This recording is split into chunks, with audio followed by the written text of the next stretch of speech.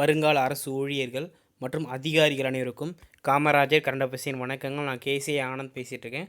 இந்த வீடியோ மெசேஜில் நம்ம என்ன பார்க்க போகிறோம் அப்படின்னா, டிஎன்பிஎஸ்சி இன்னைக்கு பார்த்தீங்கன்னா 30ஆம் தேதியே வந்து புதுசாக வந்து அனௌன்ஸ் பண்ணிட்டாங்க. அதை பற்றி தான் பார்க்குறோம். பிஎஸ்டிஎம் உடைய புதிய நடைமுறைகளை பற்றி தான் பார்க்க போகிறோம். அதாவது தேர்வர் 1 முதல் 10ஆம் வகுப்பு வரை 12ஆம் வகுப்பு வரை வெவ்வேறு பள்ளிகளில் படித்துள்ளார் எனில் தான் படித்த ஒவ்வொரு பள்ளியிலும் தனித்தனியாக சான்றிதழை பெற வேண்டும். சரிங்களா? இது பார்த்துக்கோங்க. அதே மாதிரி என்ன அப்படின்னா, நீங்கள் 1வது 2வது ஒரு ஸ்கூலில் படிச்சிங்கன்னா அங்கே ஒரு சர்டிஃபிகேட் வாங்கணும். 3 4 5 ஒரு ஸ்கூல் அப்படின்னா அங்கேயும் வாங்கணும். 6 7 8 ஒரு ஸ்கூல் அப்படின்னா அங்கேயும் வாங்கணும். 9 10 ஒரு ஸ்கூல் அப்படின்னா அங்கேயும் வாங்கணும். 11 12 ஒரு ஸ்கூலில் படிச்சிங்கன்னா அங்கேயும் வாங்கணும். இந்த மாதிரி தனித்தனியாக வாங்கணும். சரிங்களா? ஃபுல்லாக பார்க்கலாம். சரிங்களா?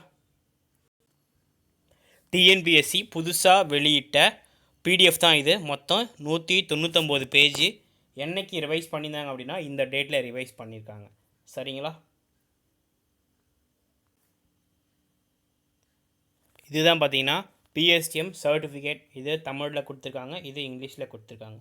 சரிங்களா? தமிழ் வழியில் படித்ததற்கான சான்றிதழ் திருமதி செல்வி, அவங்க பெயர், இந்த வகுப்பு 5ஆம் வகுப்பு முதல் இந்த வகுப்பு வரை, இந்த ஆண்டு முதல் இந்த ஆண்டு வரை இந்த பள்ளியில் தமிழ் வழியில் பயின்றார் என்று சான்றளிக்கப்படுகிறது. சரிங்களா? தலைமை ஆசிரியர் கையெழுத்து, சீல் இதுதான் வச்சுருக்காங்க இல்லையா? இதே மாதிரி தான். சரிங்களா? இப்படி தான் வந்து ஃபார்மெட் இருக்குது. இந்த ஃபார்மெட்டில் தான் நீங்கள் வாங்கணும், புதிய ஃபார்மெட்டு.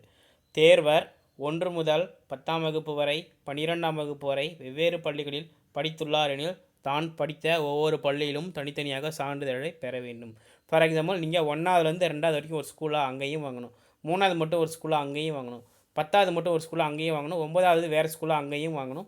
இப்போ 6லேருந்து 8 வரைக்கும் ஒரு ஸ்கூலாக அங்கேயும் வாங்கணும். இந்த மாதிரி வந்து 9லேருந்து 1ஆவதுலேருந்து 12ஆவது வரைக்கும் எங்கெங்கெல்லாம் படிச்சிங்களோ அங்கே எல்லா இடத்துலையும் நீங்கள் தமிழ் மீடியத்தில் வாங்கணும். சரிங்களா?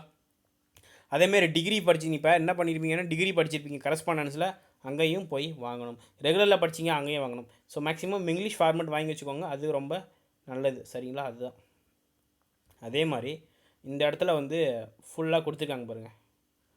தமிழ் வழியில் பயின்றோர், தமிழ் வழி கல்வி மூலம் படித்த நபர்களுக்கு மாநிலத்தின் கீழ் உள்ள பணிகளில் முன்னுரிமை அடிப்படையில் நியமனம் செய்யும் சட்டம் 2020 பிரிவு 2Dயில் சொல்லப்படுவதாவது, தமிழ் வழியில் படித்த நபர்னா மாநிலத்தில் நேரடி நியமனத்தின் வாயிலாக நிரப்பப்படும் பதவிகளுக்கான சிறப்பு விதிகளில் பரிந்துரைக்கப்பட்ட கல்வி தகுதி வரை தமிழில் படித்தவராக இருக்கணும்.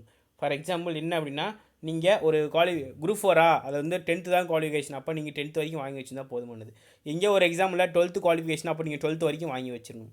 எங்கேயாச்சும் டிகிரி வந்து ஒரு குவாலிஃபிகேஷன், அப்போ டிகிரி வரைக்கும் வாங்கி வச்சிடணும். இதுதான் வந்து இந்த இடத்துல தமிழ் வழியில் கல்வி பயிலுவதற்கான உரிமை கோரும் விண்ணப்பதாரர் அதற்கான சான்றாவணமாக நிர்ணயிக்கப்பட்ட கல்வித் தகுதி வரை அனைத்து கல்வித் தகுதிகளின் படிப்பு காலம் முழுவதும் தமிழ் வழியில் மட்டுமே பயின்றதற்கான 10ஆம் வகுப்பு 12ஆம் வகுப்பு மாற்று சான்றிதழ், தற்காலிக சான்றிதழ், பட்ட சான்றிதழ், பட்ட மேற்படிப்பு சான்றிதழ், மதிப்பெண் பட்டியல், குழுமம் அல்லது பல்கலைக்கழகம் அல்லது கல்வி நிறுவனங்களிலிருந்து பெறப்பட்ட சான்றிதழ் ஆகிய ஆவணங்களை பதிவேற்றம் செய்ய சமர்ப்பிக்க வேண்டும். சரிங்களா?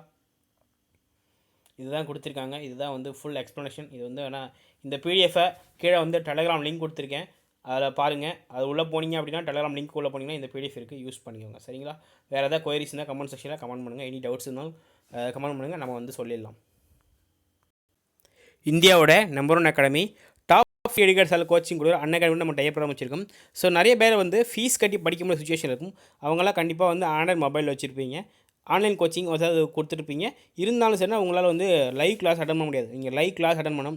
லேப் அசிஸ்டண்ட்டுக்கு லைவ் கிளாஸஸ், குரூப் 2 குரூப் 4க்கு லைவ் கிளாஸ் அட்டன் பண்ணணும். டவுட் கேட்கணும்னு நினச்சிங்கன்னா ப்ளே ஸ்டோர் போங்க, அகாடமி லேர்னிங் ஆப்பை டவுன்லோட் பண்ணுங்கள்.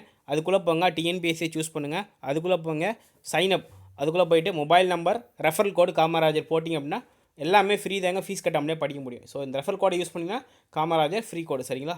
அதேமாதிரி வந்து daily T20 practice test for TNPSC exams, attend live to win exciting offers. Third prize Amazon Pay gift card 700. Second prize Amazon Pay gift card 1000. 1 month Unacademy subscription for first prize. 20 questions in 20 minutes every day at 8 PM. Enroll பண்ணிக்கோங்க. சரிங்களா? அதேமாரி இவங்க group 2 group 4 எல்லாமே வந்து நிறையா வந்து free classes, free coaching classes, ஃப்ரீயாக வந்து ஏகப்பட்ட கணக்கு கொடுக்குறாங்க. அதனால் வந்து யூஸ் பண்ணிக்கோங்க. சரிங்களா? அதாவது ஃப்ரீயை வந்து எவ்வளோக்கு எவ்வளோ யூஸ் பண்ண முடியும் அவ்வளோக்கு யூஸ் பண்ணுங்கள். அப்போ தான் அவங்கள பார்த்தீங்கன்னா ஸோ ஈஸியாக வந்து புரிஞ்சிக்க முடியும். அதாவது இங்கே வந்து என்ன சொல்கிறோம்னா ஃப்ரீ கண்ணன் யூஸ் பண்ணுங்கள். ஸோ அதான் சொல்ல முடியும். சரிங்களா? டிஸ்கிரிப்ஷனில் நிறைய கண்ணன் கொடுத்துருக்கேன், யூஸ் பண்ணிக்கோங்க. தேங்க்யூ.